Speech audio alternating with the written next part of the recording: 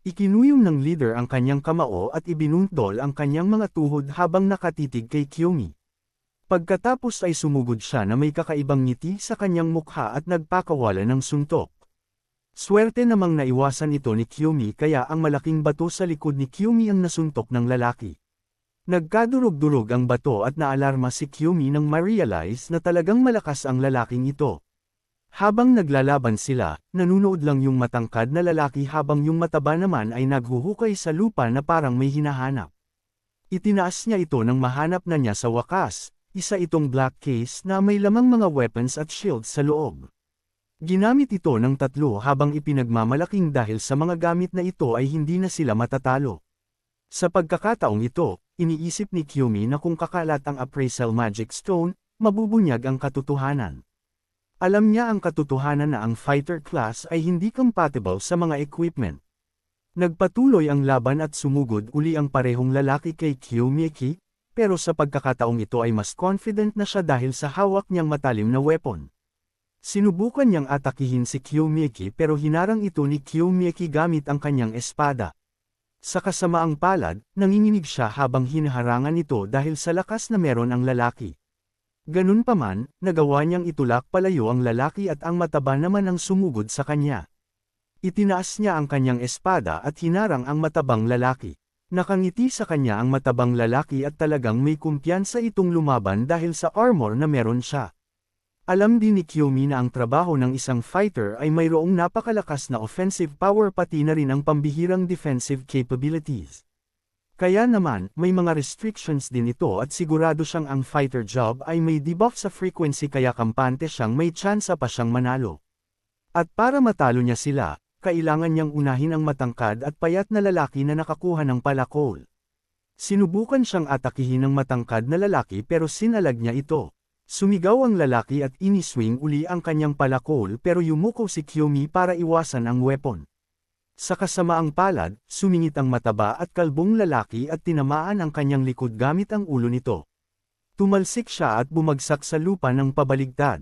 Tiningnan niya ang kanyang mga kalaban at nakumpirma niyang mahirap talaga ang humarap sa high ranks, pero nararamdaman niya ang pagkakaiba sa proficiency. Naniniwala siyang kaya niyang lumaban kaya pumwesto siya uli. Dahil sa tapang niya sa pakikipaglaban, sinabi ng leader ng mga criminal sa kanya na medyo may kakayahan nga siya. Sumigaw ang lalaking ito at inutusan ang kanyang mga kasama na huwag magpigil at ibuhos ang lahat. May mga ugat na nagsimulang lumitaw sa kanilang katawan noong i-activate nila ang kanilang physical enhancement skill. Sa pagkakataong ito, nabalot sila ng purple flame na naging sanhi para maging mas nakakatakot ang kanilang aura.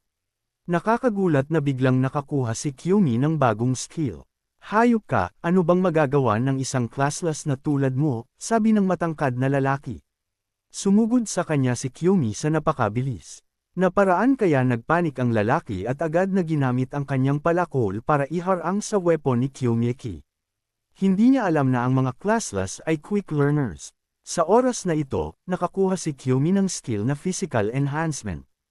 Nagawang wasaki ni Kiyomi ang palakol ng matangkad na lalaki at hiniwa ang balikat ng kaaway na naging sanhi ng pagtilamsik ng kanyang dugo.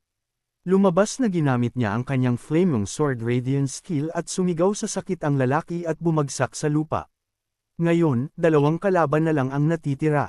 Gumana ang proficiency ni Kiyomi sa tamang pagkakataon at dahil dito ay alam niyang pantay na uli ang laban nila.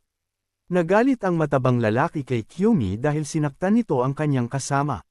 Sumugod siya kay Kiyomi na may kasamang killing intent at tinitigan naman siya ni Kiyomi sabay gamit ng soaring sky dance sword. Nalito ang matabang kalbong lalaki nang makakita ng isang monster technique mula kay Kiyomi. Hindi siya makapaniwala na ang isang classless adventurer ay nagawang gamitin iyon. Pumwesto si Kiyomi sa malaking bato at sinubukan siyang atakihin ng matabang kalbo gamit ang kalbo nitong ulo, pero nasaktan lang ito dahil bato ang nataman niya. Naguluhan siya dahil nawala si Kiyomi at hindi niya alam na tumalon pala ng sobrang taas si Kiyomi at sumugod pabalik sa kanya. Pagkatapos ay inatake niya ang matabang kalbo at bumagsak ito sa lupa. Ngayon, isa na lang ang natitirang kalaban. Dahan-dahan siyang tumayo at hanggang ngayon ay gulat pa rin siya sa hindi kapani-paniwalang jumping power na meron siya.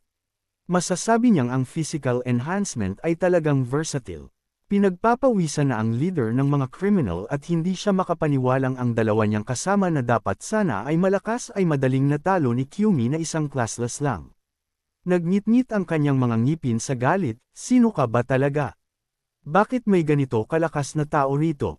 Hindi ito ang napagkasunduan natin Akira-san. Sigaw niya sa galit. Naguluhan si Kyumi kung sino itong Akira-san na binanggit ng lalaki. Bigla namang may humawak sa kanyang paa, yung matabang kalbong lalaki pala iyon at gising pa pala siya. Siguradong makakalabas ako sa free world. Sigaw ng malakas ng matabang lalaki. Nena si Kyumi sa katotohanang hindi niya agad natalo ang matabang lalaking ito kanina.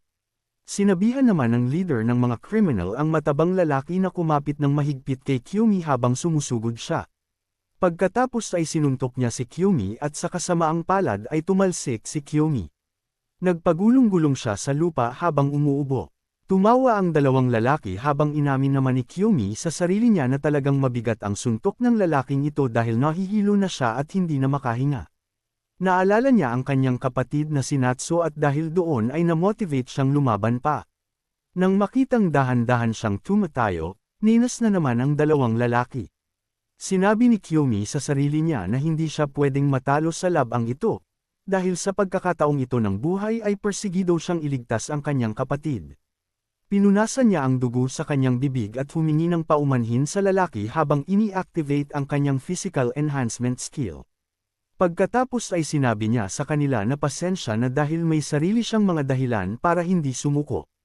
Kakaiba ang mga mata niya sa pagkakataong ito dahil naging azure color na ito. Tapusin na natin to, sambit niya sabay sugod sa kanyang mga kaaway at mabilis silang hiniwa. Tumilamsak ang dugo ng kanyang mga kaaway at bumagsak sila sa lupa dahil sa wakas ay natalo na sila ni Kyumi. Lumabas naman ang system window para i-declare na natapos na niya ang emergency quest at nakuha na niya ang kanyang reward item. Isang susi ang reward at lumapag ito sa kanyang kamay. Tinanong siya ng system window kung gusto na niya itong gamitin pero nagpasya siyang wag muna sa ngayon. Hindi nakapag-hunt si Kyumi sa loob ng dungeon na ito dahil sinubukan siyang patayin ng 3 revenants. Lumabas siya ng dungeon dala ang mga walang malay na katawan ng mga criminal. Tumakbo sa kanya ang mga inspectors at tinanong kung anong nangyari sa loob. Sumagot naman siya at tumawag na ang mga inspectors ng medical backup para dalhin sa hospital ang mga criminal. Samantala, isang lalaki sa loob ng isang malawak na kwarto ang may tinawagan sa phone. Ano ba talagang ginawa niyo? Tanong niya, at ang kausap niya na mukhang tauhan niya ay humingi ng paumanhin at sinabing may nanghimasok. Nagtanong ang hindi kilalang lalaki kung sino ito at nakatanggap ng impormasyon sa kanyang phone. Impormasyon ito ni Kyumi at akala niya ay nagbibiro lang ang kanyang tauhan, pero sinabi ng lalaki sa phone na accurate ang impormasyon na iyon. Napatawa siya at sinabing interesting na ang mga kasama niya ay nabugbog ng isang E-rank classless adventurer. Siya si Babazano Akira, isang professional model at streamer, at ang main job niya ay isang S-rank adventurer, siya rin ang founder ng murderous clan na Blood Serpent. Hindi mo naman siguro iniisip na pagkatapos mong guluhin ang tauhan ko ay makakatakas ka na lang, di ba? Sambit niya. Noong mga sumunod na araw, nasa bahay lang si Kyumi at nag-i-exercise. Magaling na ang mga sugat niya ngayon pero kahit ganoon, hindi pa rin niya maipaliwanag ang 3 lalaking nakalaban niya dahil alam niyang matitinding kalaban ang mga iyon. At dahil doon, lalo siyang namotivate na maging mas malakas pa kaysa sa kahit sino. Gusto niyang maging isang taong hindi man lang matatalo. Pagkatapos gumawa ng 120 push-ups, bigla niyang nakita ang susi sa kanyang mesa na reward mula sa huling quest niya, isang level 5 adventurous key. Nagpupunas siya ng kanyang pawis habang nakatitig sa susing hawak niya. Lumabas ang system window at tinanong siya kung gusto na ba niyang gamitin ang susi ngayon, at sa pagkakataong ito ay sumagot siya ng oo. Isang portal naman ang lumitaw sa likod niya na nagpagulat sa kanya. Hinigop siya ng portal at sumigaw siya habang sinusubukang lumaban pero wala siyang nagawa. Nalaglag ang kanyang face towel sa sahig habang nate-teleport siya sa kung saan. Nakaramdam siya ng sakit at na-realize na nalaglag siya sa buhanginan. Tumingin siya sa paligid at lumuhod, ayon sa system, nasa Sunstone Maze siya na isa ring dungeon. Nag-alala si Kiyomi dahil hindi siya handang lumaban at hindi rin niya inaasahang sa isang disyerto siya mapupunta. Bigla rin siyang nagreklamo sa buhangin na nakapasok sa kanyang mga damit. Ganun pa man, nagpasya siyang maglakad habang hinihingal ng malalim. Sobrang init kaya tinakpan niya ang kanyang mukha gamit ang kamay niya. Pagkatapos ng ilang minutong paglalakad, wala siyang nakitang kahit isang monster sa paligid. Nagtataka siya kung bakit pero bago pa man siya makaisip ng dahilan ay may natapakan siya bigla. Kinistis niya ito gamit ang kanyang paa para makasigurong mayroon talagang bagay sa ilalim ng buhangin. Pinulot niya ito gamit ang kanyang kamay at nalaman na isa itong magic stone. Nagulat siya nang makita ito at naisip na baka ang disyerto na ito ay isang mining dungeon. Nagsimula na siyang maghukay dahil alam niyang ang mining dungeon na ito ay isang napaka-rare na uri ng dungeon. At inamin niya sa sarili niya na huli na noong ma-realize niya ito. Sa isang mining dungeon, ang mga adventurers ay pwedeng magmina ng iba't ibang rare magic stones. Marahil ang hinahanap niya ay narito lang. Samantala, marami siyang nahukay na magic stones pero iniwan lang niya ang mga ito dahil naghahanap siya ng mas rare. Sugatan na ang kanyang mga kamay at hinihingal na siya sa sobrang pagod. Pagkatapos ay nanlaki ang kanyang mga mata nang mahanap na niya sa wakas, isa itong moon magic stone. Sobrang saya niya at itinaas pa niya ito habang sumisigaw na narito nga talaga ang batong ito. Sa tulong ng batong ito, sigurado siyang gagaling na ang sakit ni Natsu. Hindi niya akalaing ang reward mula sa quest na isang susi ay magdadala sa kanya sa batong ito. Ang sakit ni Natsu ay tinatawag na magical vortex, at may iisang paraan lang para gumaling ito, at iyon ay ang gamot na gawa sa moon magic stone. Para tuluyang gumaling, kailangan ng 10 magic stones kaya kailangan pa niya ng marami para mabuo ang 10 batong ito para sa kanyang kapatid. Persigido siyang gawin ito at naghukay pa ng husto. Nagpatuloy siya sa paghuhukay at balak niyang maghanap ng hanggat kaya niya. Naghukay siya ng naghukay hanggang sa maraming oras na ang lumipas.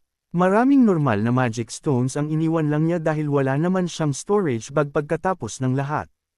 Sa sandaling ito, nagdudugo na ang sugatan niyang mga kamay pero hindi na niya ito pinansin. Sa bawat hukay niya, umaasa siyang makakakita pa siya ng higit pa rito. Pinagpapawisan na siya at mukhang pagod na pagod pero wala siyang pakialam. Sa kasamaang palad, lumabas ang system window para sabihin sa kanya na tapos na ang oras. Magsasara na ang dungeon kaya kailangan na niyang lumabas. Nag-aalinlangan si Kiyomi at napatingin sa portal pero nagpatuloy pa rin siyang maghukay dahil hindi naman siya pwedeng manatili sa dungeon na ito. Hinigup na siya ng portal palabas ng dungeon. Iniabot niya ang kanyang kamay dahil gusto pa niyang manatili, dahil alam niyang hindi pa sapat ang mga bato para gamutin ang sakit ng kanyang kapatid. Pero kahit gaano pa siya sumigaw, tapos na ang pagkakataon niya. Itinapon siya pabalik sa kanyang kwarto at sobrang sama ng loob niya. Nakikiusap siya sa portal na ibalik siya kahit isang beses pa pero nawala na ang portal at pader na lang ang nakikita niya. Sinasabi niyang nagrereklamo na hindi sapat ang nakuha niyang moon magic stone. Humiga siya sa kanyang kama at nagrereklamo na isa lang ang nakuha niyang moon magic stone pagkatapos ng lahat ng paghuhukay niya. Ipinikit niya ang kanyang mga mata habang hawak pa rin ang bato. Pagkatapos ay naalala niya noong nakuha niya ang susi bilang reward at kasabay nito ay gusto niyang bumalik sa mining dungeon uli para maghanap pa ng moon magic stones. Idinilat niya ang kanyang mga mata at naupo sa kanyang kama. Iniisip niya na kung ang activation condition ng dungeon na iyon ay isang mapanganib na quest, handa siyang gawin ito ng paulit-ulit. Sa sandaling ito, may naramdaman siyang sakit sa kanyang puwet. Sinubukan niyang abutin ito gamit ang kanyang kamay at nakakita ng isang unknown magic stone. Napagtanto niya na nahanap din pala niya ito kanina. Ang tanging mga batong kinuha niya ay ang dalawang ito, dahil ang iba para sa kanya ay mga walang kwentang magic stones lang. Nakatitig siya sa unknown stone at balak itong dalhin sa isang specialist. Pagkatapos ay naligo siya ng mainit at tiniis ang sakit sa kanyang kamay. Sumisigaw siya sa sakit pero tinuloy pa rin ang paghuhugas. Pagkatapos maghanda, dumiretso siya sa hospital para bisitahin ang kanyang kapatid. Kumatok siya sa pinto at nagulat na naman ang nurse na naka-duty nang makitang may dala na naman siya na hindi naman karaniwan. Sobrang saya ng kanyang kapatid noong pumasok siya sa kwarto at sinabi niya rito na may regalo siya para sa kanya. Excited si Natsu at nakangiti noong iabot sa kanya ni Kyumi ang Moon Magic Stone na isa ng necklace pero tumanggi siyang tanggapin ito at sinabing hindi naman niya ito kailangan. Tinanong siya ni Kyumiki kung bakit at tapat na sumagot si Natsu na medyo baduy daw ito. Nanginginig si Kyumiki, at napahiya, humingi naman siya ng paumanhin sa kanyang kapatid. Nagpasya na siyang iwan si Natsu at bumalik sa kanyang trabaho pero bago siya umalis ay tinanong muna niya si Natsu kung talagang ayaw nito ng Moon Magic Stone Necklace. Narinig niyang sumagot si Natsu ng oo at ninais na maging maayos ang trabaho niya. Pagkalabas niya ng kwarto, nagpasya siyang isuot ang necklace ng may lungkot dahil alam niyang hindi ito gusto ng kanyang kapatid. Tulala na naman ang nurse sa pag-aakalang nagdala na naman si Kyumiki ng regalo para lang sa sarili niya. Samantala, nakarating na si Kyumi sa Adventurers Guild at pumunta muna siya sa appraisal department dahil narinig niyang may tao roon na nag-i-inspect ng mga magic stone. Pagpasok niya, nakakita siya ng isang matabang lalaki na naka-black suit at may suot na salamin. Para kay Kyumiki, mukhang suspicious itong lalaking ito pero nakakagulat na mukhang nakakabasa ng isip ang lalaki. Mukha man akong ganito pero top-notch ako, sabi niya, at idinagdag pang bihira lang makakita ng taong may Moon Magic Stone. Tinanong siya ni Kyumi kung alam ba niya ang gamit ng batong ito pero nagpasya siyang kalimutan muna ito dahil may iba siyang dahilan kung bakit siya pumunta. Ipinakita niya sa lalaki ang unknown stone niya at tinanong kung ano ito. Tiningnan ito ng lalaki at napangiti ng malapad habang sinasabi kay Kyumiki na ang batong dala niya ay isang pambihirang produkto.